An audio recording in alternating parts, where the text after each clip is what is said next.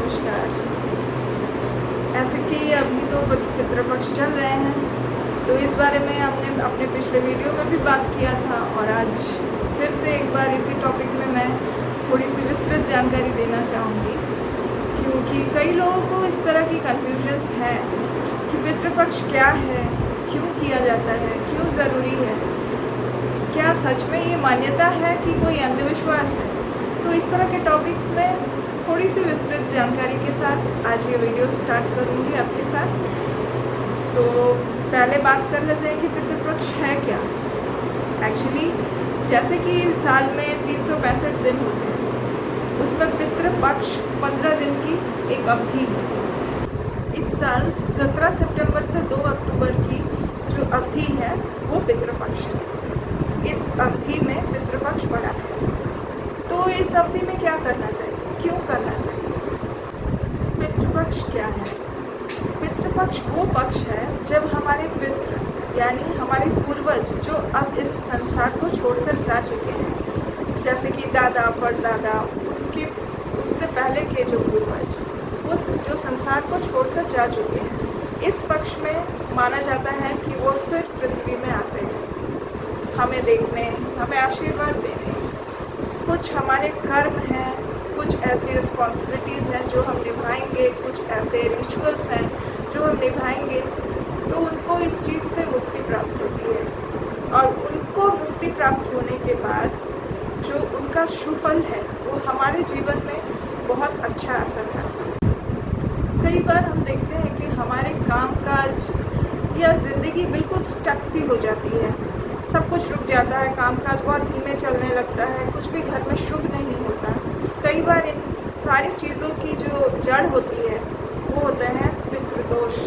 कई बार ये वर्ड आपके सामने आते होंगे कि पितृदोष है, जिस वजह से काम पूरे नहीं हो रहे हैं, घर में शादियाँ रुक गई हैं, कोई अच्छा अनुष्ठान तक नहीं हो रहा है, घर में शादी लायक बच्चे हैं पर अच्छे रिश्ते नहीं मिल पा रहे हैं, बच्चों को अच्छी जगह नौकरी नहीं मिल पा रही है, कहीं कोई डील फंसा हुआ है, कोई कोर्ट का काम है, कोई सरकारी काम है।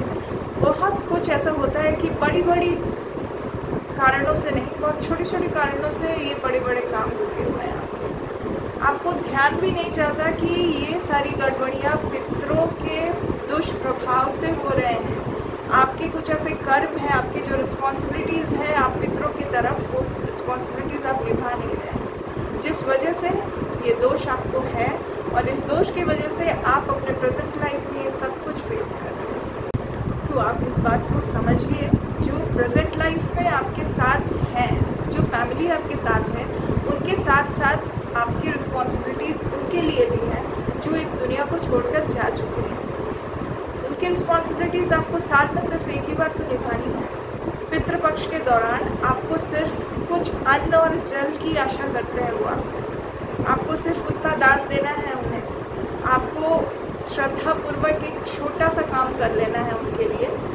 वैसे तो एक पक्ष के दौरान करने के लिए बहुत कुछ है, बहुत सारे ऐसे उपाय हैं, बहुत सारे ऐसे कर्म हैं जो आपको करने चाहिए अपने पितरों के लिए।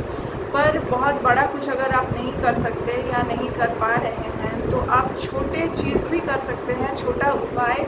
एक मैंने अपने पिछले वीडियो में भी एक छोटा सा उपाय बताया था चावल वाला, और इस बार भी बताने वाली हूँ एक छोटा सा उपाय जल का, जो आप कर सकते हैं। पर उससे पहले हम बात करेंगे कि ये क्यों इतना ज़रूरी होता है और कैसे आप अपने फैमिली में इन सारी चीज़ों की वैल्यू को स्थापित कर सकते हैं।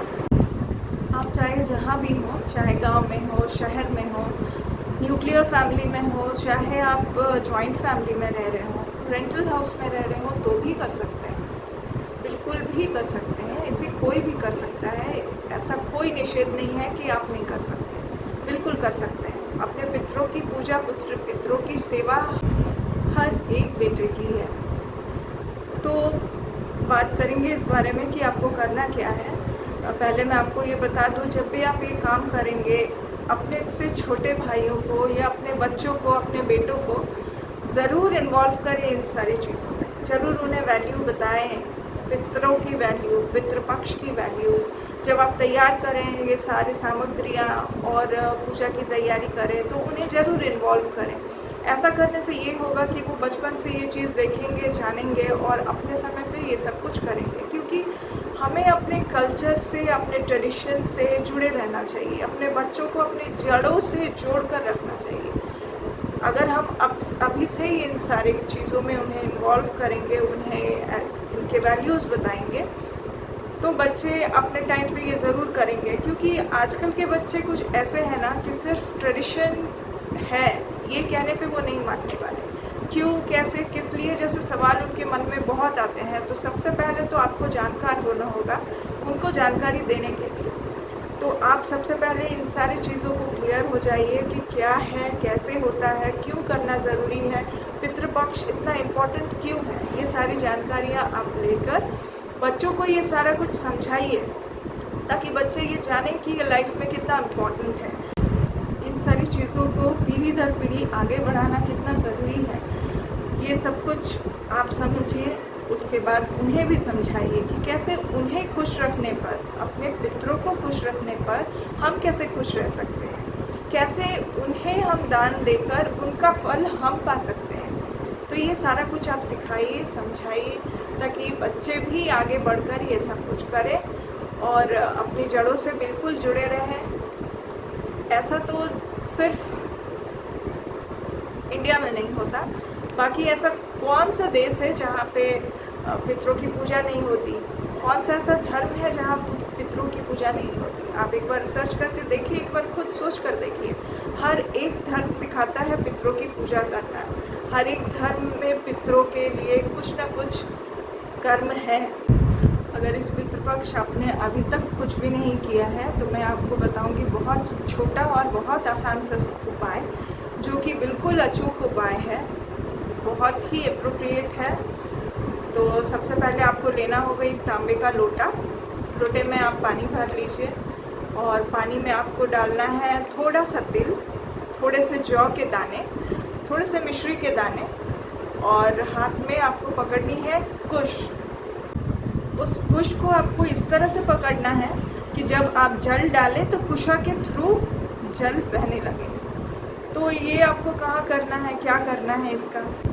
सबसे पहले तो सुबह नहा धोकर शुद्ध हो जाइए, फिर आप तांबे के लोटे में पानी भर लीजिए, थोड़ा सा तिल, थोड़ा सा जौ, थोड़े से मिश्री के दाने और कुशा, इन सबको आप ले लीजिए उस लोटे में ही।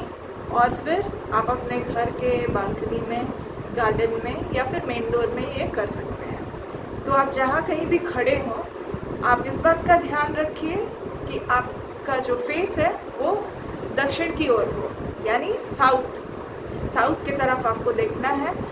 आंखें बंद करके आप जस्ट इमेजिन कीजिए कि आपके पितृ आपके समक्ष खड़े हैं और आप उन्हें वो जल प्रदान कर रहे हैं। आपको इसी तरह से ये करना है।